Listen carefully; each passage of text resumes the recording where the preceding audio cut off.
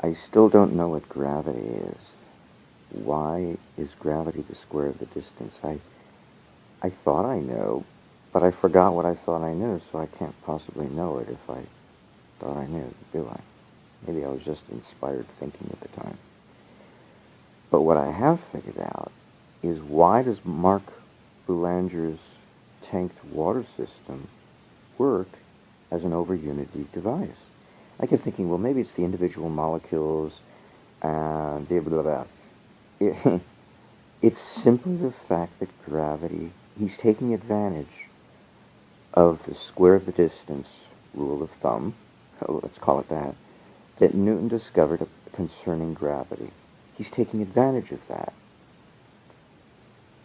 You know, I don't understand other things, even though Peter Lindemann has explained, the fellow in the Croatian or Serbian, I think Serbian, the Serbian inventor who invented the idea of putting a pendulum, a weighted pendulum on the end of a handled of a manual water pump, and just knock the pendulum and work up a nice swing, and before you know it, it's the pendulum that works the water pump, not you. You're just knocking the pendulum to make it swing.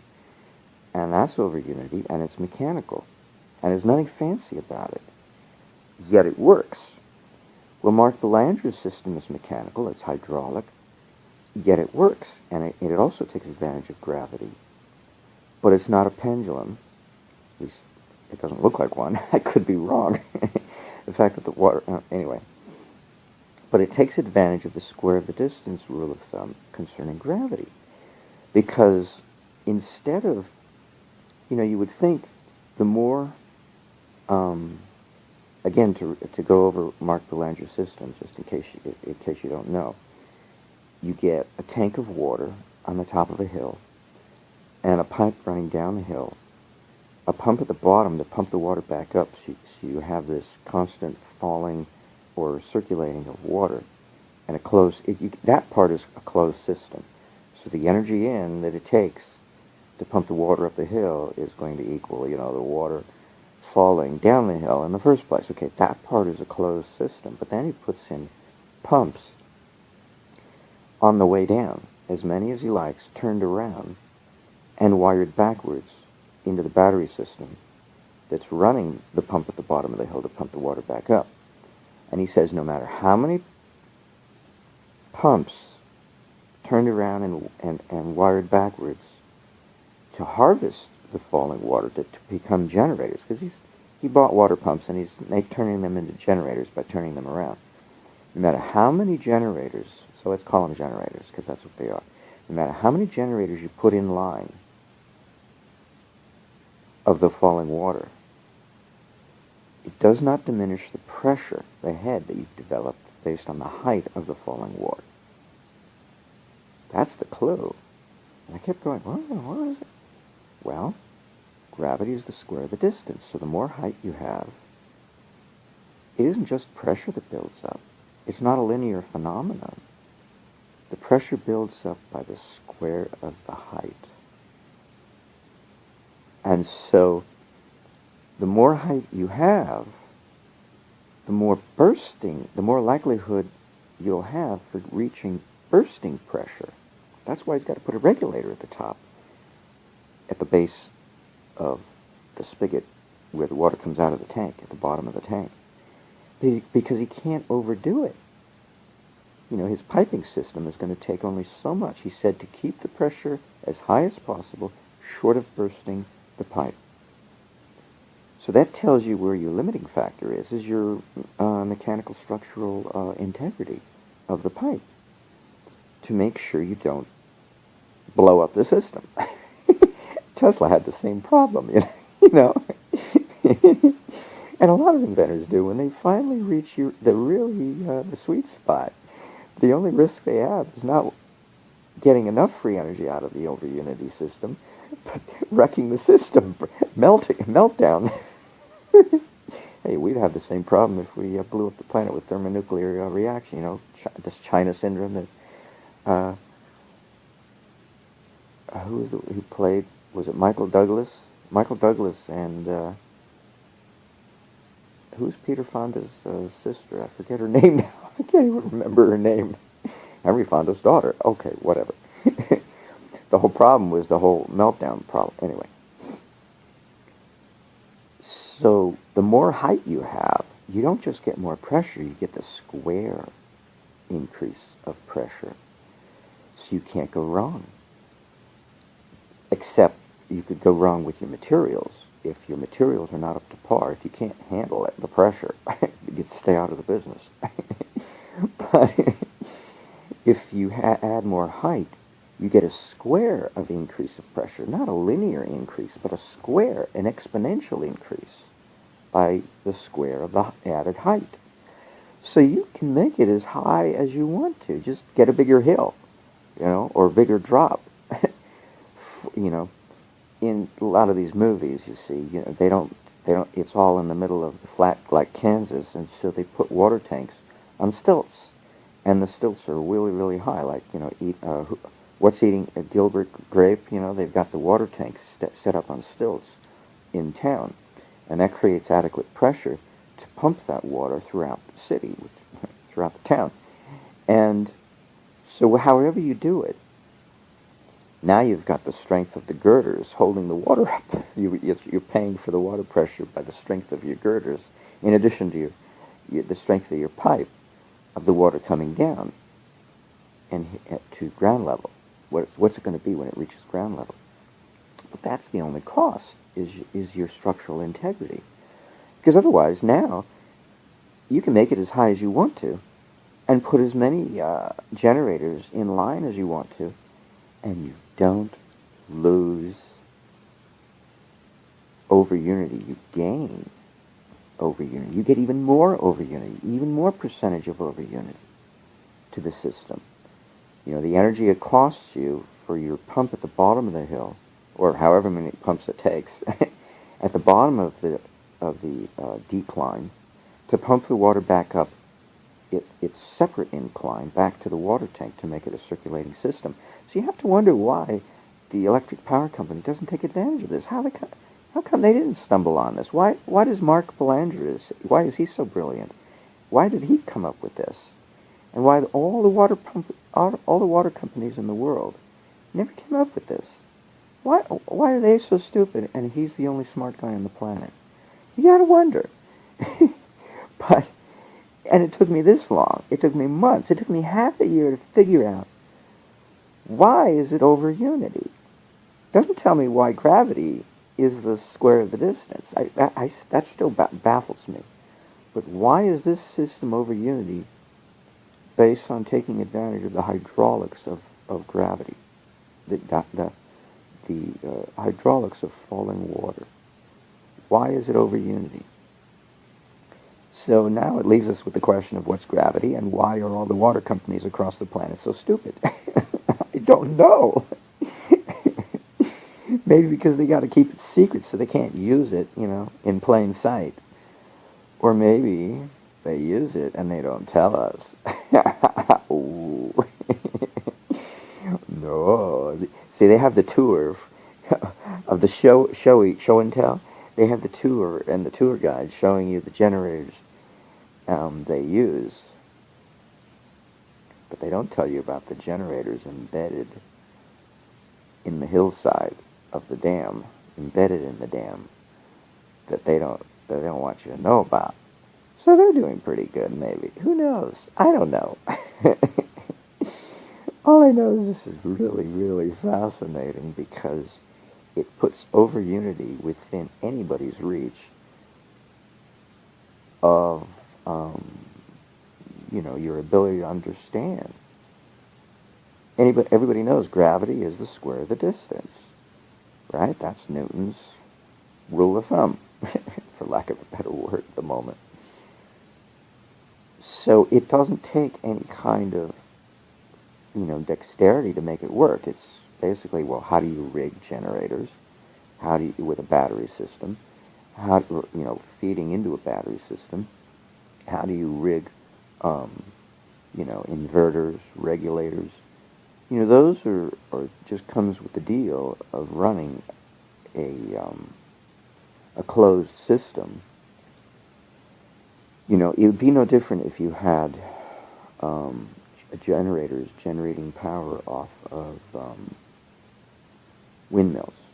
You know, you'd have to know about inverters and battery systems. So basically, if you wanted to get to know how to construct the system before you even do a test case, a small model, because he said he used a water barrel or a water drum. Before you even do that, you'd have to know how to work windmills.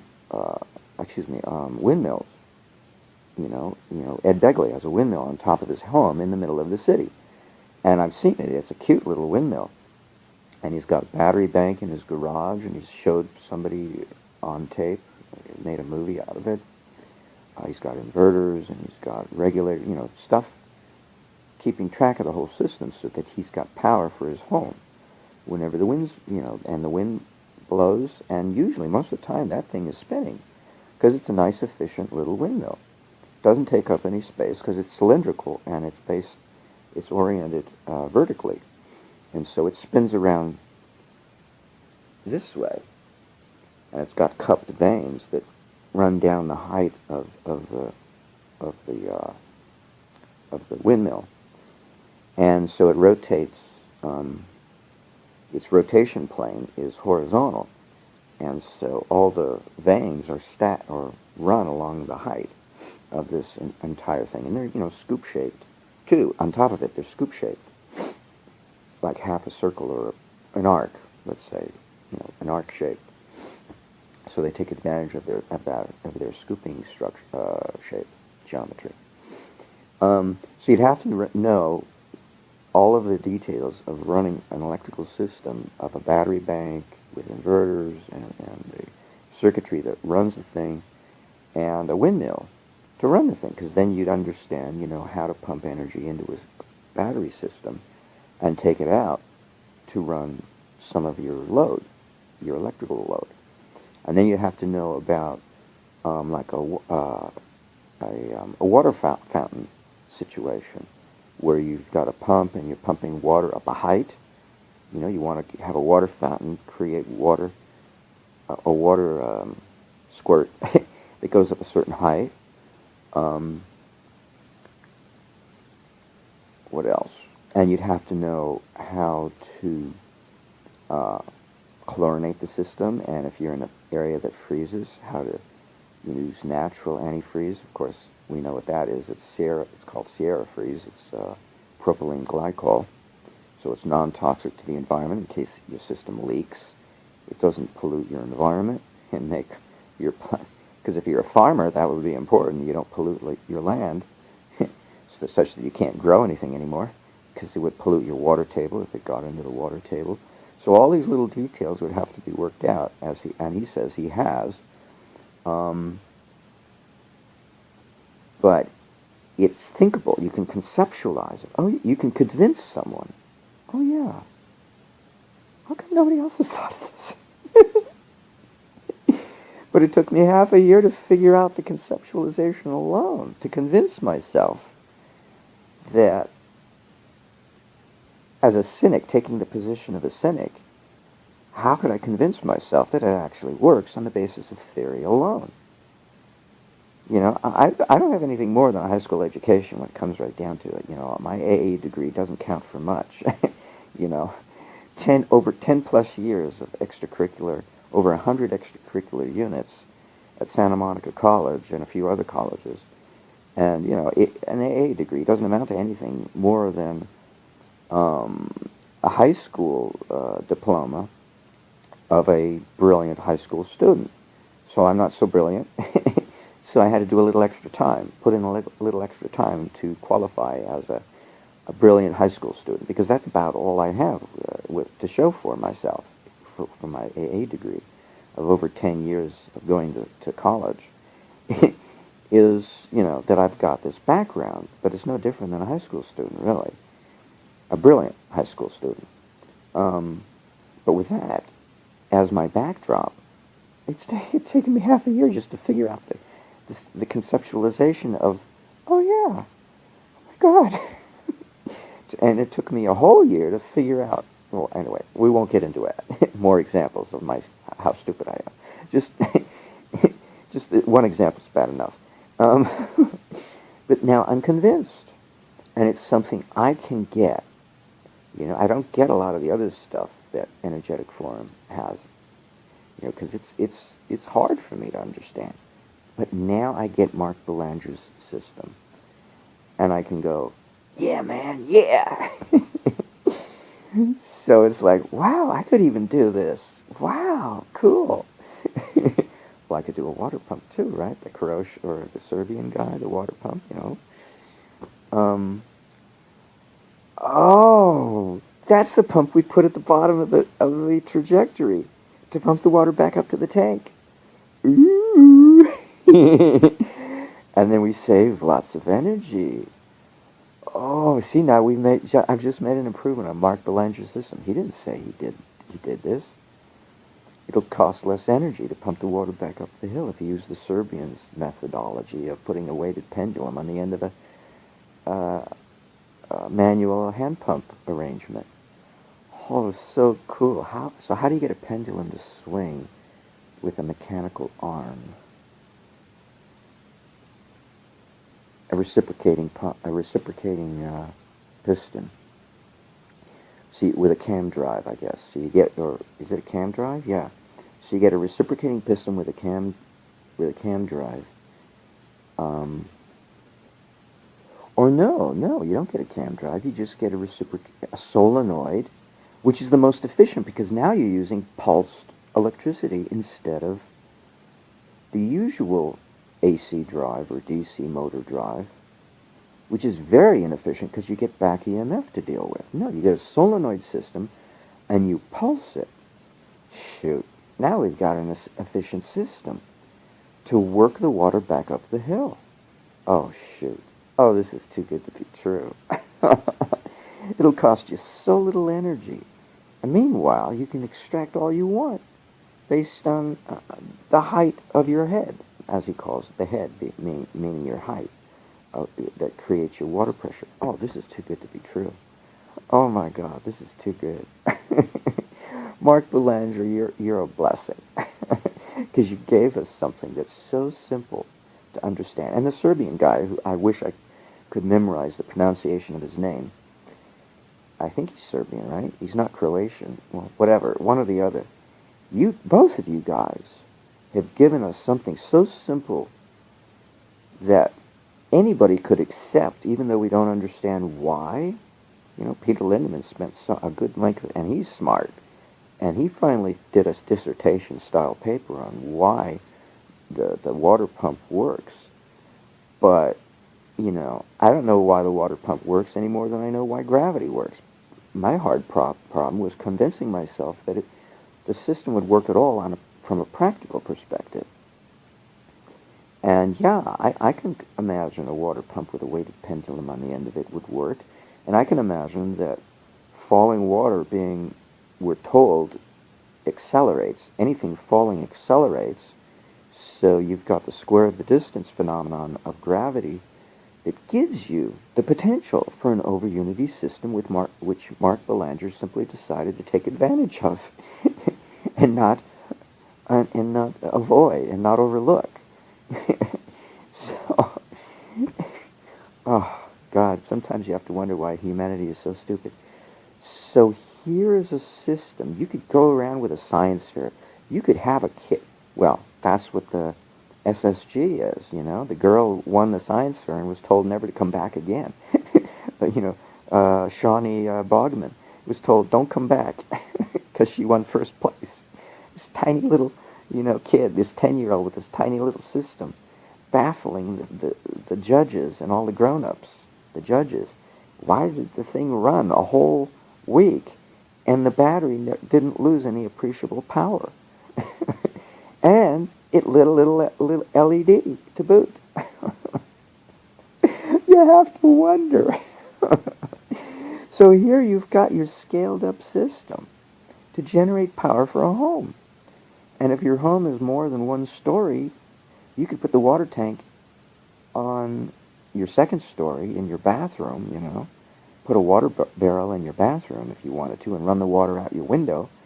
You know, if your roof is not set up to hold a water tank, or your attic for that matter, you could put it on the second story of your of one of your bathrooms on your second story and run the water out the window. Or if you've got, obviously, if your floor on your second story is structurally sound enough to carry a waterbed, you could obviously put a few water barrels there. Or if you've got a balcony that can support a water barrel, you could put them outside, for all that matters, and run it down the length of a pipe to the ground level. But you could do it. It's doable. And it's saleable. The concept is saleable because it's so simple to understand. So what I'm going to have to do is put a link at the end of this video to that Serbian or Croatian guy and try to memorize the pronunciation of his name. He deserves it. And so that, because that's the other half of the system, my improvement to Mark Belanger's system, which would work fine without it. It would work fine without it. It just works better now. It's just, I've never done this, you know, so I don't have a working knowledge, just a conceptualization, a model of a system that works flawlessly in creating OverUnity. And so I've just improved it slightly, you know, by wedding the two guys together, say, get together, guys, you know, and come up with something even better. Oh, this is so stupid. Oh, I love it. I love it. Life is good. It's good to be alive, isn't it? Oh, isn't it great to be alive in today's world? So you see, that panel discussion was right. They said focus on the positive, because the negative it won't do you any good. You're right. It won't. Oh, this is sweet.